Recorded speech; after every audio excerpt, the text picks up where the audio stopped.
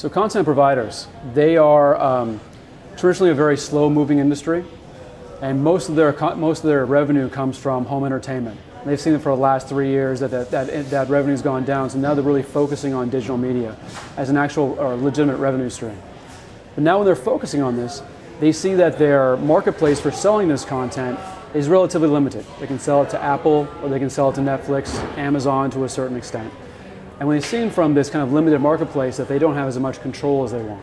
They don't have as much control over pricing, business model, release dates to some extent, or the audience isn't necessarily as wide as they'd like.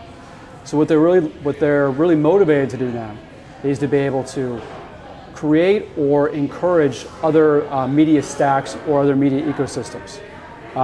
Specifically ones with digital lockers that can extend the content out to many different types of retailers, distributors, which will then in turn distribute out to many different types of CE devices, i.e. the audience.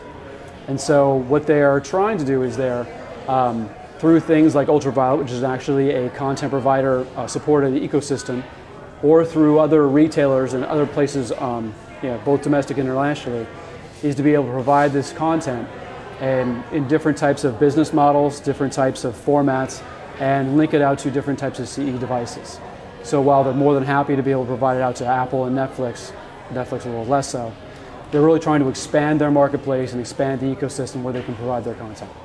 Apple's success with their kind of closed media stack, where they have the relationship with the content providers, the retailing stack for the content and the CE devices, coupled with the distribution through the CE devices, has been both innovative and also massive. And so you'll look at the other players within that space. See Google, you'll see Hulu, you'll see Amazon, you'll see Facebook, who's also its own type of content provider, really looking to be able to either to replicate or build on that type of success. So for instance, if you look at Amazon, they have their own media stack, relationship with content providers. They have obviously the retail perspective for the content and CE devices, as well as an existing content base. And they have the distribution of CE devices bolstered with the success of the Kindle. So to them, I would think it would be very natural for them to be able to extend out and provide a tablet or another media viewing device. The other for Motorola with Apple, they have kind of a different play. Google's motivation is to be able to extend its reach and the inputs into the web as far as possible, and that means having as much great relationships with CE device makers as possible to expand that reach. If they actually build on Motorola and actually run that as their own CE device company, that creates kind of a channel conflict, and they're either going to have to manage that very carefully, or they're going to have to farm that out, sell that out, etc.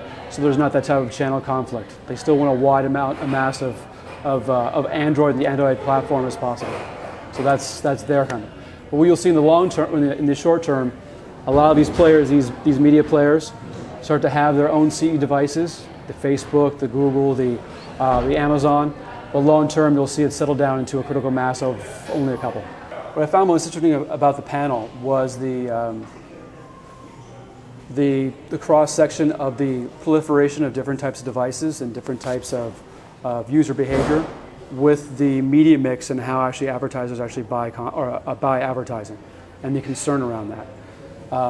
It seems to me that might be, I think that's a little bit too complicated. I'm not as familiar with how the media mix and how advertising spending is done, but being able to watch and see how users react with the advertising and then be able to take that data and help to educate the brands would seem to be kind of the next step forward. But first, to be able to kind of get a handle around how the user behavior is happening across different types of devices.